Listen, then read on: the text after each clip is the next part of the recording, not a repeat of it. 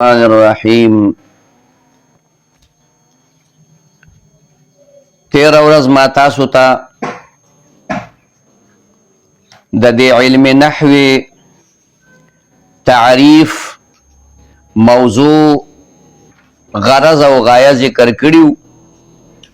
هغه همو خو نن هغه تعریف غرض او غایه او موضوع لږ غوندې په بدل انداز باندې واورئ.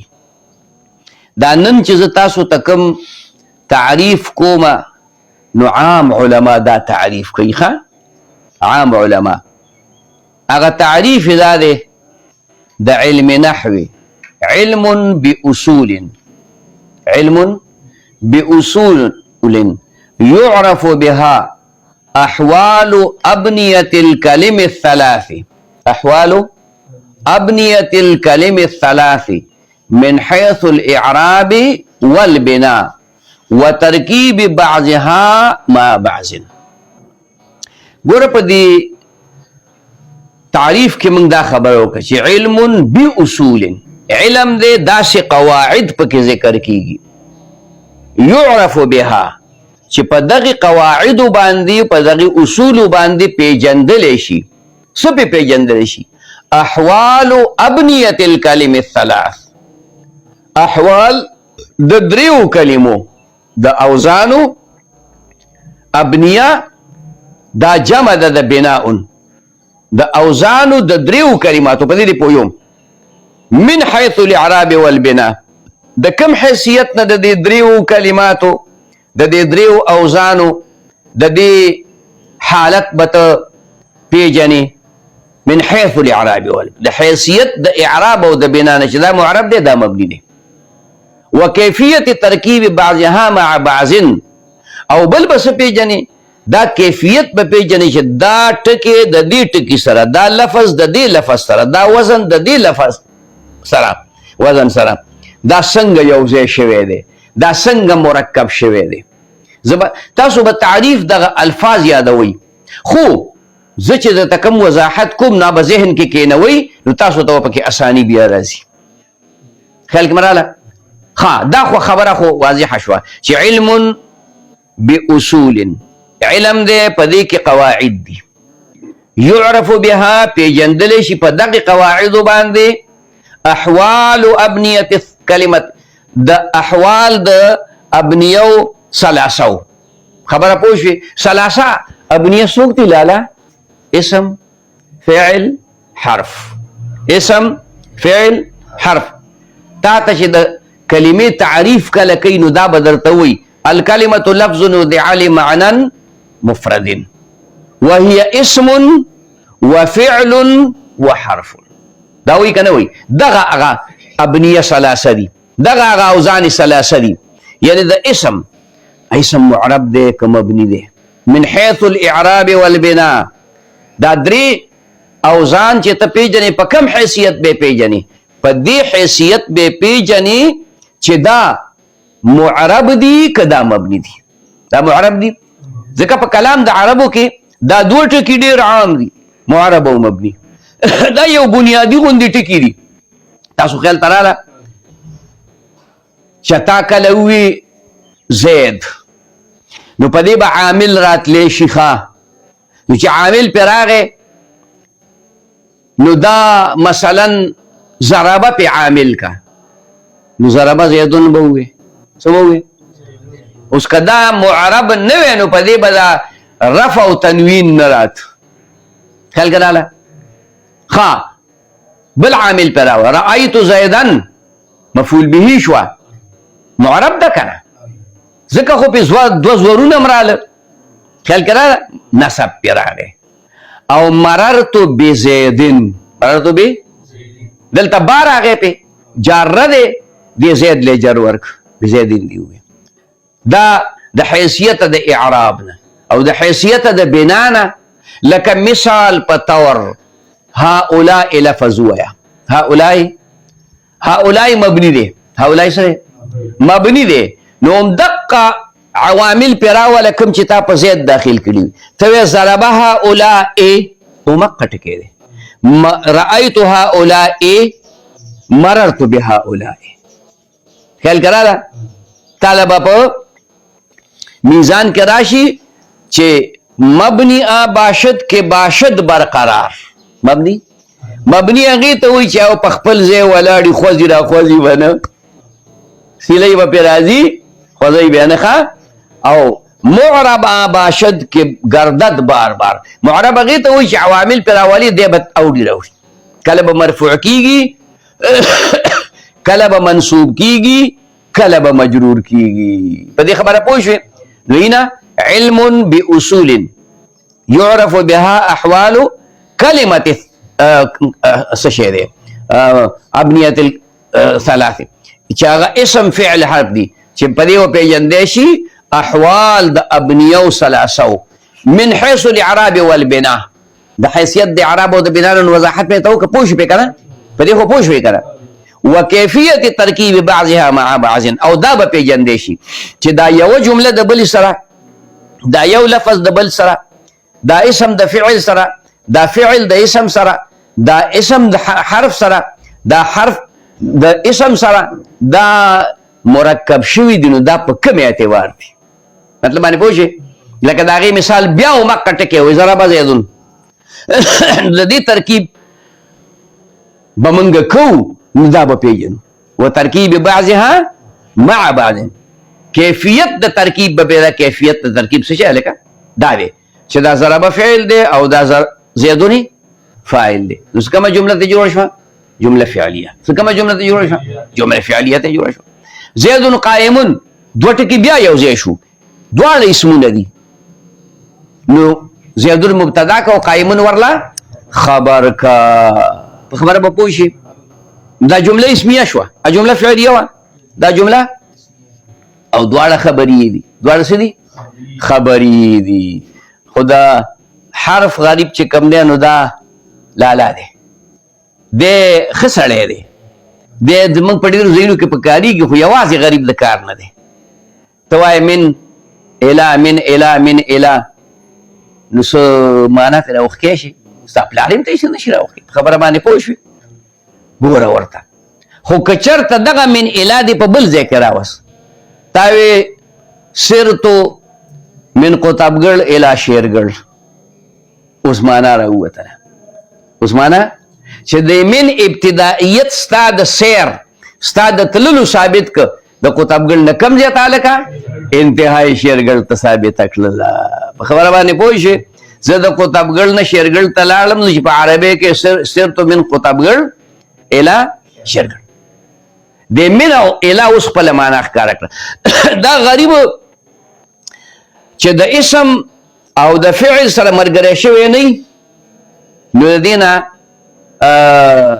سمعنا نشی راوته دا با الپ اخپل معنا بان دلالت کی دا ٹکر روان دی دال توایو خواہ تا اسم فعل حرف کی التوایو خود صرف تاسو تا خبرداری قدر اس در کوما دی تعریف کے در تا خبرداری در کوم چی تا پا دی پوشی چی دو ٹکی یوزیشی نابسو کی پا دی دریو تکو کی پا دی دریو کلماتو کی پا دی دریو اوزانو کی بسو کی یا با دوار اسمو نی لکا زیدن قائمون یا با یو اسم یو فعلی لکا وایا ضربا زیدن پا خبر پوشی او که یواز فعل او حرف نو دینا که دا نشیو دے که دے غریبانان او که یواز اسم او حرف بیام نشیو دے که دے علب کیگی چه د سر اسم راشی فعل راشی لکه ما تا چکم مثال وی سیرتو اینا عام طور علماء چکم مثال ہوئی کنا منگ پکی خپل کلی یادو کنا یار خبر پوشوی خپل کلی وہ پکی نہیں یادے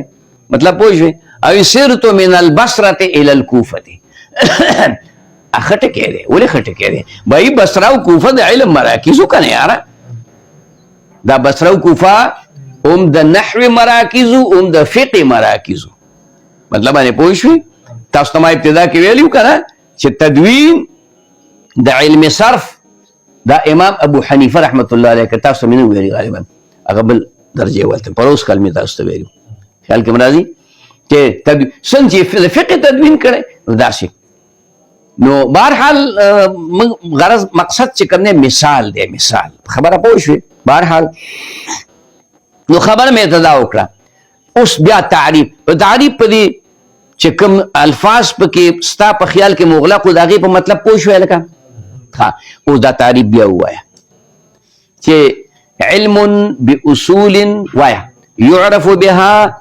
احوال ابنية الكلم الثلاث من حيث الاعراب والبناء وكيفية تركيب بعضها مع بعض یاد شو کنه دا ښکلی ترکیب دی واضح ترکیب دی په دې باندې چې کوم دی طالب ډیر په اسانه پوهیږي او موضوع دویم نمبر بیا موضوع ده کنه چې په دې کې بحث د څه نه کیږي اوس تعریف خو تا دې دپاره زده کړو تعریف به خامخا زده کې دا د دې دپاره زده کړه چې زه دا محنت کوم نو څه فایده شته که نشته الله باندې پوه شي مخکې پېژنګدل یو څیز ضروري که نه خبره پوه شوې تا چې ته خر په عمر کې په سترګو نه دی لیدلی تا ته زه وایم چې ورشه میلې نه خر راوړه ته چې دا خر به داسې شي خبره باندې پوه شوې نو زه به ته وایم چې خر داسې شي چې داسې دوه نیغ نیغ غوږونه او څلورې خپي او داسې د دې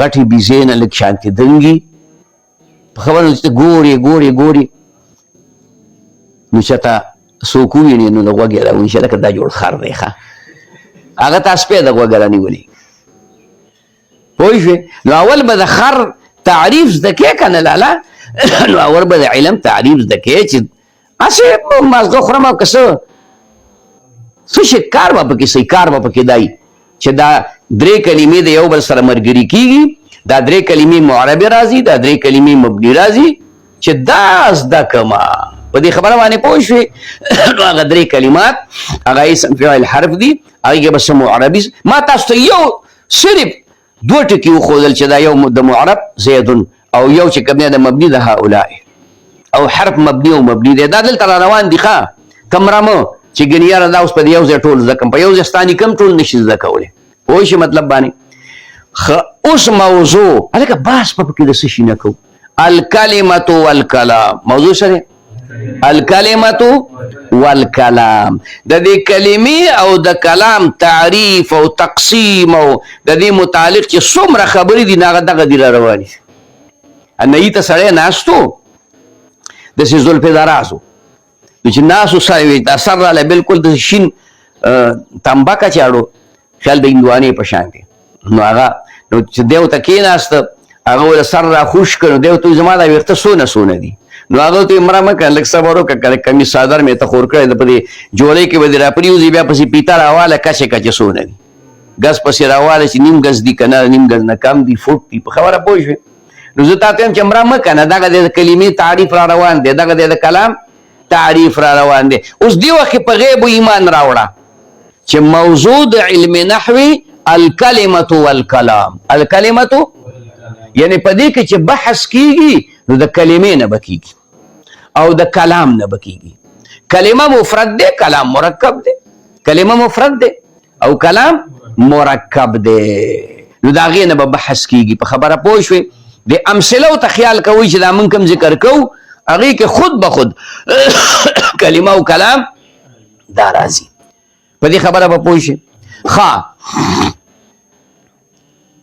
بیا ما تاسو ته ویلي چې د دې غرض او غایه هلکه دا علم خو به حاصلومه معرب به پکې زده کومه مبني به پکې زده کومه او دارنګې چې کومه دی نو د یوې جملې د بلې جملې سره د یو لفظ د بل لفظ سره ترکیب دا به زده کومه خبره باندې پوه شوې خو فایده به یې صحیح هسې به ځان ستړی کوم نافع شته که نه تحصیل ملکة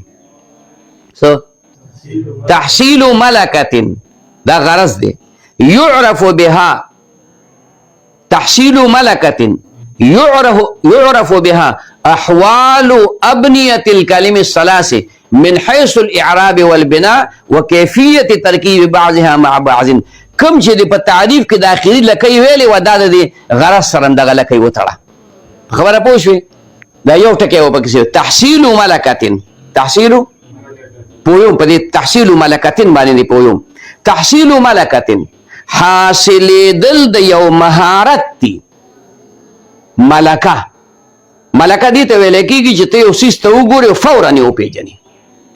خبره پوه شئ؟ حاصلېدل د یو مهارت دی. یعرف بها احوال ابنیة دغه خو ټکی خو ته یاد دی که نه، خو تحصیل ملکتین دا ټکی پکې سیوا شو.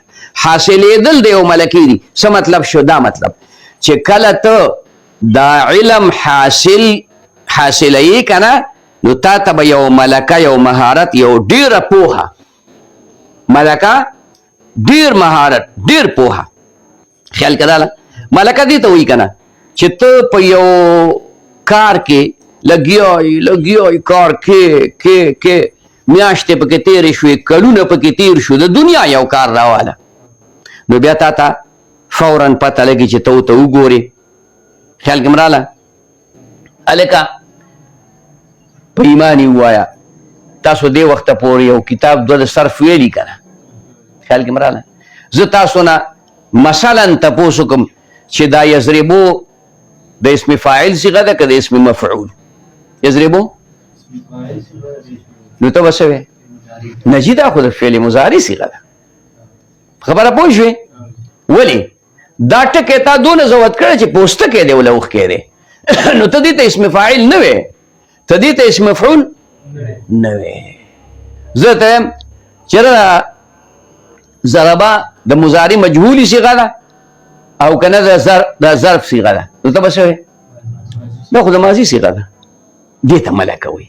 اینه دا تا دا سبق په دې دوه درې کاله کې دومره زوت کړی دی چې اوس ته د ضربه صیغه پېژنې، د یضربو پېژنې، د ضاربون پېژنې، د مضروبون پېژنې.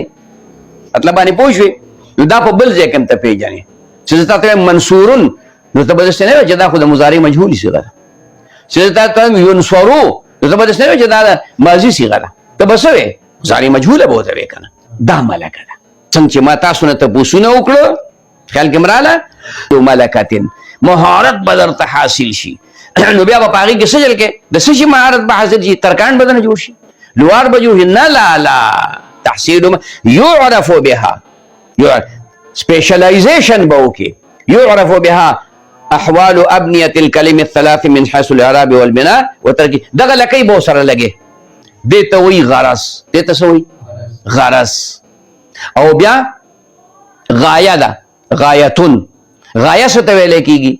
غایه الاحتراز عن الخطأ اللفظي، الاحتراز عن الخطأ اللفظي في كلام العرب من حيث العرب والبناء وغيره وغيره. خبره باندې پوه شئ؟ دا دغه چې کوم ده که نه، دا غرض دا بالقوه دی. څه مطلب دی بالقوه؟ دا مطلب چې علم دې لا حاصل کړی نه دی، خو ستا مخې ته دا خبره پرته ده چې دا علم زه حاصل کړم، نو بیا به زه معرب او مبني هم پېژنم، او زه به مبتدا او خبر هم پېژنم، او زه به فعل او فاعل هم پېژنم، زه به جار او مجرور هم پېژنم، مضاف الیه به هم پېژنم. په دې خبره پوه شوې؟ او ورپسې چې کله دا علم تا حاصل کو بالفعل تا په هغې کې کتاب دې کته او په کتاب کې بیا په دې پوهېدې چې دا قامه پکې راغی، هلکه دا د څه صیغه ده. خبره پوه شوې؟ هؤلاء پکې راغی، دی څه شی دی؟ چې بالفعل کومه فایده تا ته ورسېدله، نو هغې ته به څه ویلی کېږي؟ غایه به ورته ویلی کېږي. په دې خبره پوه شوې؟ ما تاسو ته د هغې فرق واضح کړی و چې ستا په ذهن کې دا ده چې یاره زه ځان له کټ جوړ کړم، په دې ځمکه راته سملاستل ګران دي، ملا مې خوږېږي، دا چل دی هغه چل دی، یا انا به انا ده. خو د کټ نو د کټ دا فواید ته خپل ذهن ته راولي چې دا کټ جوړ کړمه، نو دا نور به په ځمکه پراته وي، زه به 2 فوټه د ځمکې نه اوچت پروت یم، دا او دا چل به هغه چل به دا فایده به پکې، ملا به مې نه خوږېږي، هډوکي به مې نه خوږېږي. بیا د هغې نه بعد چې کله دا کټ تا عملي طور جوړ کړو او پکې سملاستې، نو دا غایه شوه. دا څه شوه؟ دا یې غایه شوه. دغه مخکې چې ستا په ذهن کې وه که نه، دا غرض و، نو هغې دپاره دې څونه خواري وکړه، بون دې مو واغسته، کټ خپې دې مو واغستې، د کټ بازوګان دې مو واغسته، پکې سملاست، ته نو چې سم لاستي پکې نو دا غایا شو. دا اول غرض و، دا دویمه غایا شو. خبره پوه شوې؟ دا نننې سبق شو مختصر. په دې وجه مې درته دا وضاحت وکړو چې دغه کم تعریف چې ما تاسو ته پرون کړی نو عام طور علما دغه تعریف نه کوي. حالانکه خبره یوه ده، مفردات کلام العرب نوم دغه اسم فعل حرف مراد دی، بل څوک نه دي مراد. هغه هم ځان سره ولیکه او دام ځان سره ولیکه. خبره باندې پوه شوې؟